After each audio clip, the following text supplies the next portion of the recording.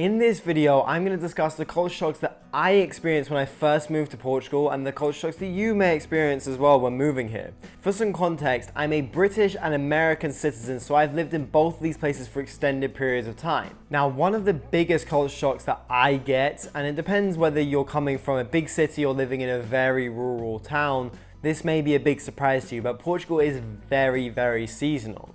Now in the summers, it gets incredibly busy wherever you are, depending in which cities and regions you are in Portugal. In the Algarve, it is heavily known for its tourism. Lisbon also, there are many tourists that come to see the incredible history that Lisbon has to offer.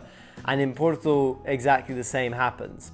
Then you have the Douro Valley, you have all the wine heritage and so many historical monuments and figures there. So it is very touristic here, and it happens in seasons, so you can very much so see how much more quiet it gets here during the off season, which is in the winter, in comparison to the summer here.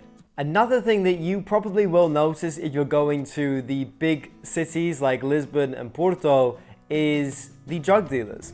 Now, drugs are completely decriminalized in Portugal, so you do have drug dealers sitting on the corner and you may get offered something that they have on them at that period of time.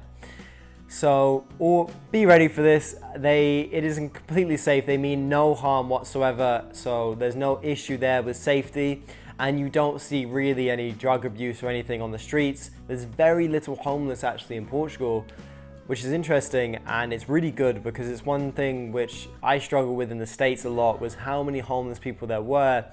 I found it very sad and unfortunate, and it really looks like it's just a deteriorating city when you see homeless people sleeping everywhere on the streets, and I never see any homeless people here. It's so unbelievably uncommon.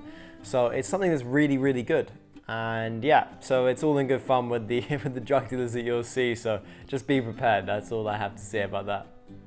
Now, one thing that you will absolutely notice is the amount of graffiti that's around. Portuguese apparently love using their graffiti sprays to paint art on some abandoned buildings here and other bridges and anything like that. Wherever they see a wall that, they feel like they are allowed to put graffiti on, they'll go ahead and do it. So they do have a strong culture of vandalism, I suppose, but it is what it is. It doesn't really bother you. You get very used to it quickly. I think it is unfortunate. I don't like it. It's not very nice to look at in most cases.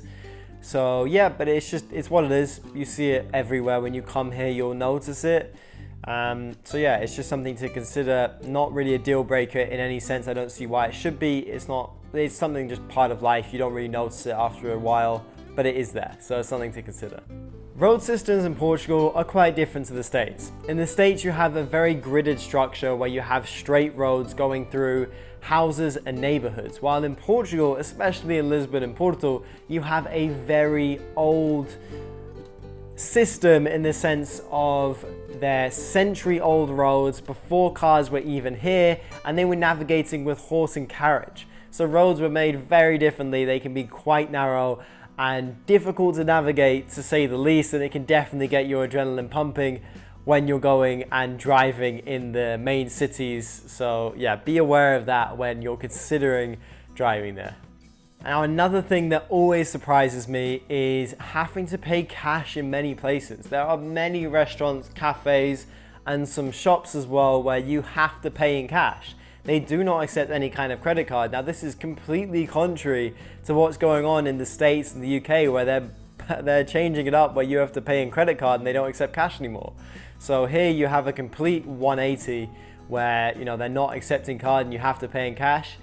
I still don't understand the full reason for this. Whether they're trying to avoid tax, or they don't want to pay the few percentages on the credit card, or they're just completely oblivious, I have absolutely no idea. But it is the case here, so always be prepared and have a little bit of cash on you when in Portugal and in these towns and going to local restaurants. One thing I absolutely love about Portugal is their family culture. They always make time to spend time with their families on Sundays, especially go for long walks, long promenades and whatnot. And it's really beautiful, and I love the culture of that. I feel like we're missing that in many places around the world. And I hope that countries are able to learn from the way that Portugal do it, with how much respect they have for their elders as well, and the time they dedicate to really connecting with their family. I think it's so beautiful, and many places are really missing that, especially in nowadays and age. Now in Portugal, we don't quite have the same luxury as the UK and the States in terms of delivery times. It does take a few extra days to get your stuff delivered. You don't have next day delivery in most cases here. There isn't actually an Amazon that's dedicated in Portugal. You order from Amazon Spain, or you order from Amazon Germany, or anything like this. So you don't get next day delivery in most cases, but you know, it's never bothered me. I'm like completely used to it. I also don't order as much as other people online, but definitely something to consider if you are used to having the luxury of being able to order stuff online and you're an online shopper. Then that might be something to consider, and a pretty big shock when you're not getting your stuff the next day and you're missing that luxury. From what I have seen on a general basis, Portuguese have a very different work-life balance to the UK and the States.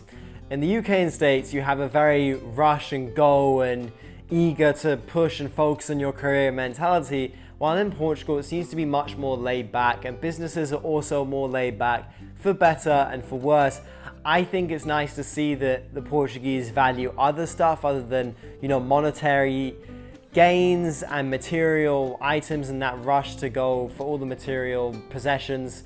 They live a beautiful life here. They eat fantastic food and spend important time with their family, and they don't have the same culture as the UK and States. So if this is something that you're looking for, a more laid-back lifestyle, Portugal is great for that. But if you really want to push and go on with your career, you're gonna struggle a little bit more here, I would say, on a general basis from what I'm hearing. If you do find the right community, then they can, you know, push you along, and you can always find that. But yeah, on a general basis, they do seem to be a little bit more laid back than other countries. I absolutely love my life here.